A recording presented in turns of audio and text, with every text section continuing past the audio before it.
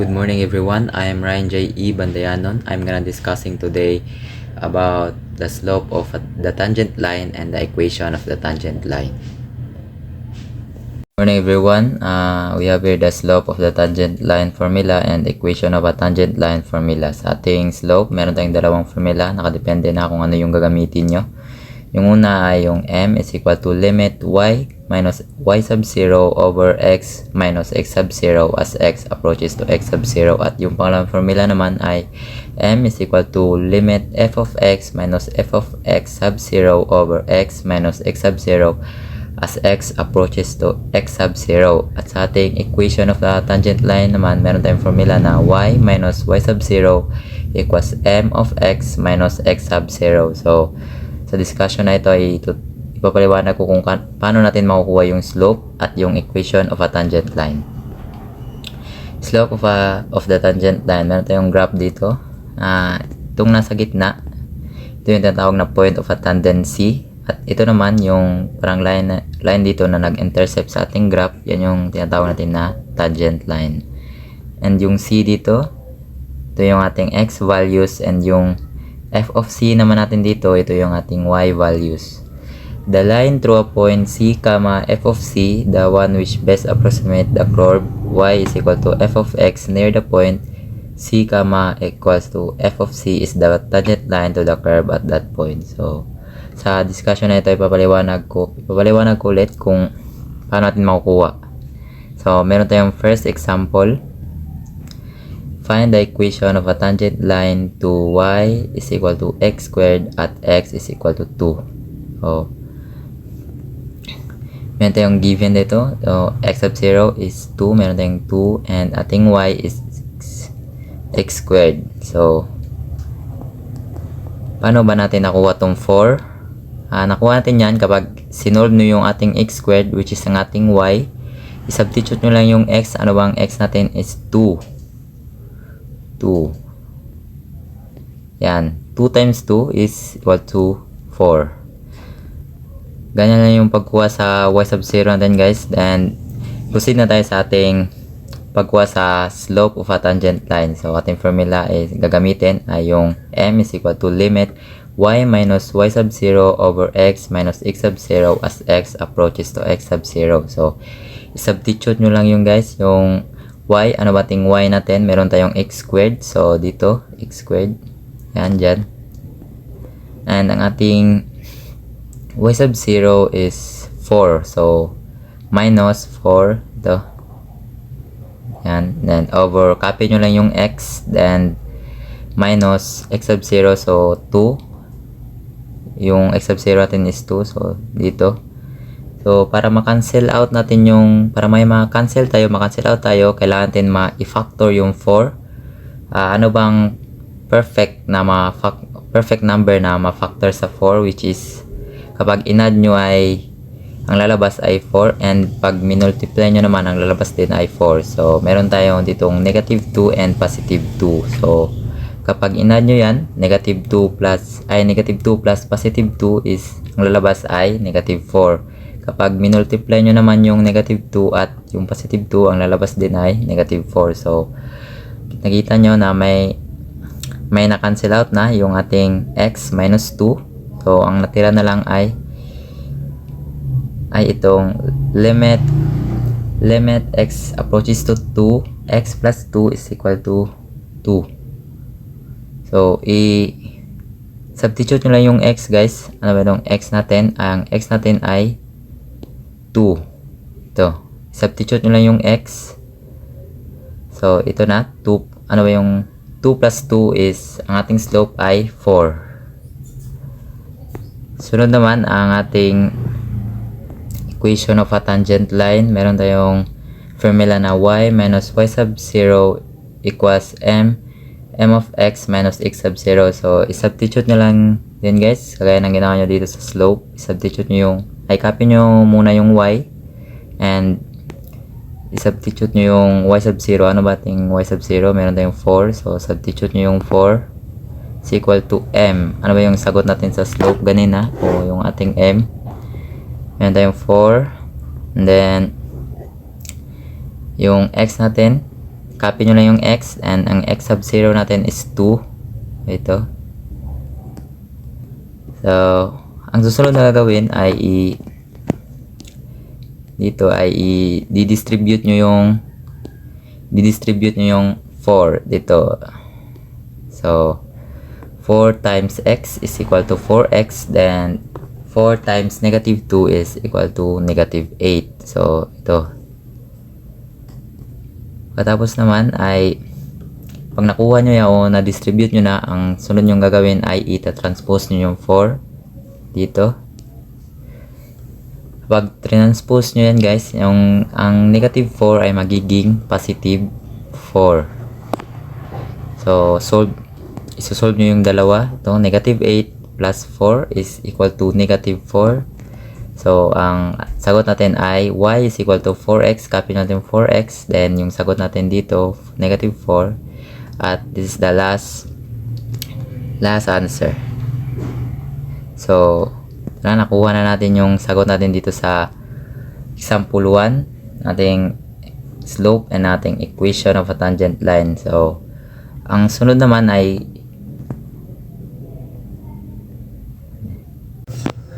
paano naman kung yung ibinigay ng teacher nyo ay ang ibinigay ng problem ng teacher nyo ay may radical sign. Sa susunod na example ay ituturo ko kung paano isosolve yung may radical sign na problem, at ipapaliwanag ko kung paano nga ba makukuha yung slope at yung equation of ating tangent line.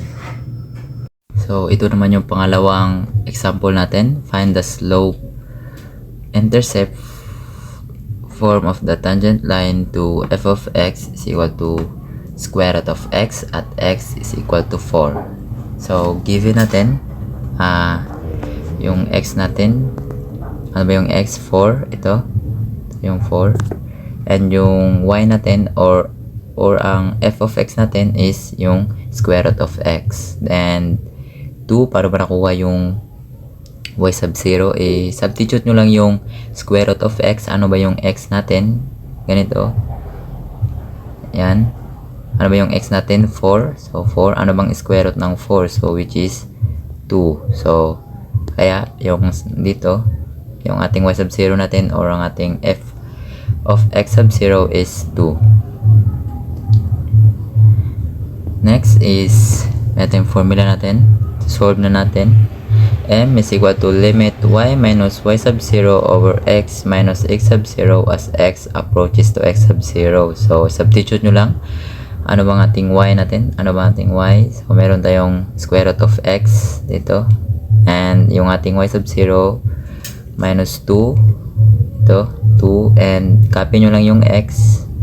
Ito. Then, yung value ng ating x sub 0 is 4. So, para makancel natin yung radical sign.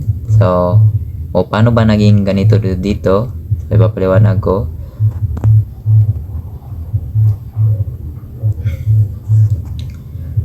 So, dito, nag-conjugate tayo para makancel tong radical sign. So, paano ba mag-conjugate? Kapag minultiply nyo yung square root of x times square root of x, so, matik na makakancel yung radical sign. Ang matitira na lang ay yung x. So, kaya naging x2 dito. Ito. Paano ba naging negative 4? So, paano ba naging negative 4 yan? Kapag minultiply nyo yung negative 2 at yung positive 2, ang lalabas ay negative 4. Then, dito, copy nyo lang to dito sa taas. Copy nyo lang yung numerator. Copy nyo lang yung numerator dito sa denominator. Then, pag nakuha nyo tong dito sa babaw, ito, yung x of x, copy nyo lang yung sa baba. Ito. So, makita nyo, may makakancel tayo dito. Ito. Cancel natin yung x minus 4. Then, next is dito. 1. Imaginary 1. Matik na yan. And sa ating denominator, meron na lang tayong natira na ito, yung square root of x plus 2. So, isubstitute na lang natin yan. Ano ba yung value ng ating x? So, meron tayong 4. So, dito 4. Sinubstitute yung x sa 4. Then, ano bang square root ng 4?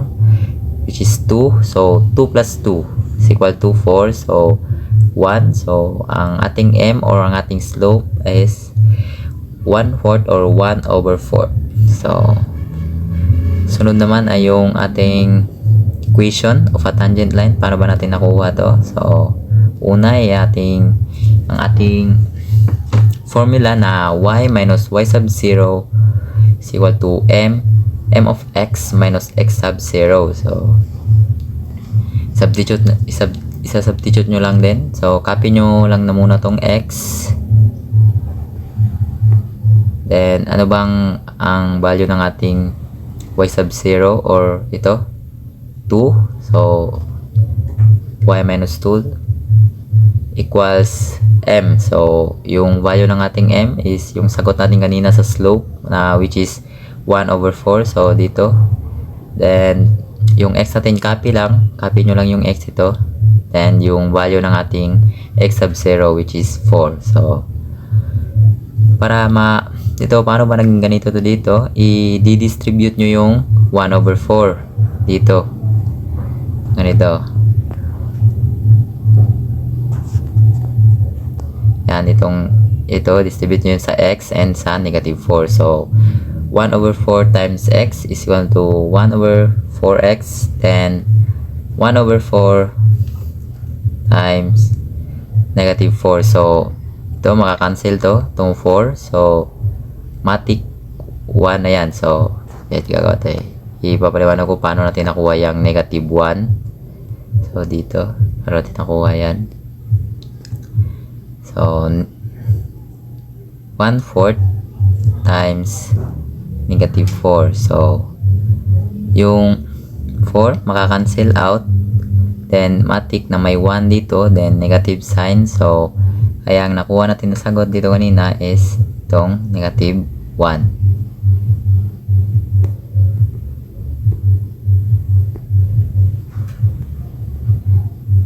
Then, next na gagawin is ita-transpose yung ating y sub 0 or yung ating negative 2. So, pag i-transpose nyo yung negative 2, yung negative sign ay magiging positive. At tapos nyan, so solve nyo yung dalawa. Negative 1 plus 2 is equal to positive 1. Then, copy nyo lang yung ating 1/4x. So, yung ating sagot sa ating equation of a tangent line is y is equal to 1/4x plus 1. So, ito yung ating example number 2.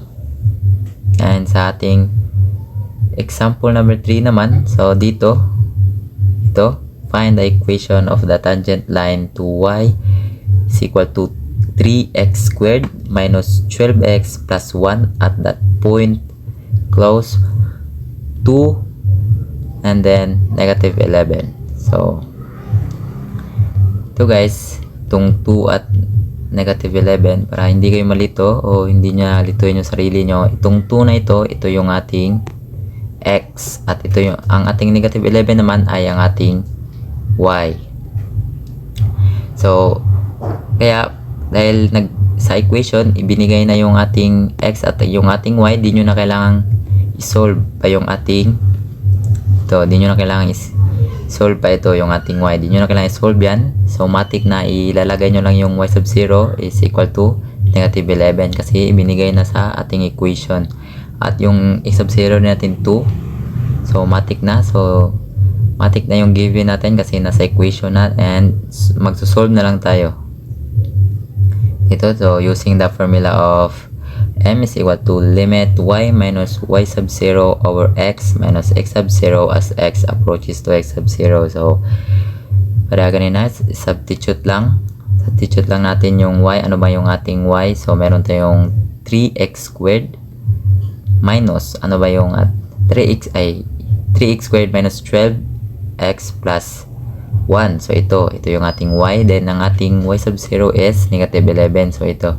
So, kailangan nyo i-close parenthesis yan dahil yung sign dito ay negative at negative 11 to. Kailangan nyo i-close parenthesis. So next, solve nyo yung ito, positive 1 and negative 11. So 1 minus negative 11, ang sagot dyan ay 12. Kasi same sign to, kaya na-add yung 1 sa 11. Kaya yung sagot ay 12. Next, so paano ba naging ganito to dito? Ito, paano naging 3 of x squared minus 4x plus 4? Paano ba naging 4 yung 12 dito? Ito yung dalawang 12. So, dito, yung 3, nilabas yung 3, ito, at na-divide. So, ano ba yung 3 divided by 12 is equal to 4. So, which is 4. Then, ito na isa. 12 divided by 3 is equal to 4. Yeah, ito yung lumabas. Then, para may ma-cancel out tayo or ma-factor, kailangan natin ilabas tong 3. Ito, dito. 3. And yung nasa loob ng ating parenthesis na x squared minus 4x plus 4 if a factor. So, ano bang mapafactor natin sa 4? So, mapafactor natin sa 4 is 2. So, ito, 2. Itong negative 2 and x minus 2 and x minus 2. So, matik na cancel out yung ating denominator na x minus 2. So, ang matitira na lang ay itong 3 of x minus 2. Ito lang, matik na yan. Ito. Yan lang yung matira. So, substitute na lang. So, ano ba yung ating value ng ating x o approaches ng ating x? So, which is 2. Ito, 2. So, substitute nyo lang yung ating x ng 2. So, 2 minus 2 is equal to 0. So, matik na 0 dito. 3 and 0. So, pag minultiply nyo yung 0 sa 3, ang matik na sagot dyan ay 0. So, ang ating slope or ang ating m ay equals to 0. So, let's proceed naman tayo sa ating equation of a tangent line. So, dito ay wala nang masyadong gagawin dahil yung slope natin ay 0 na. So, kaya dito is substitute nyo na lang o ipapakita nyo lang yung inyong solution. So, ang ating formula ay y minus y sub 0 is equal to m of x minus x sub 0. So, ano ba yung, copy nyo na yung y. Then, substitute nyo yung value ng ating y sub 0 which is 11. Which is 11 ito.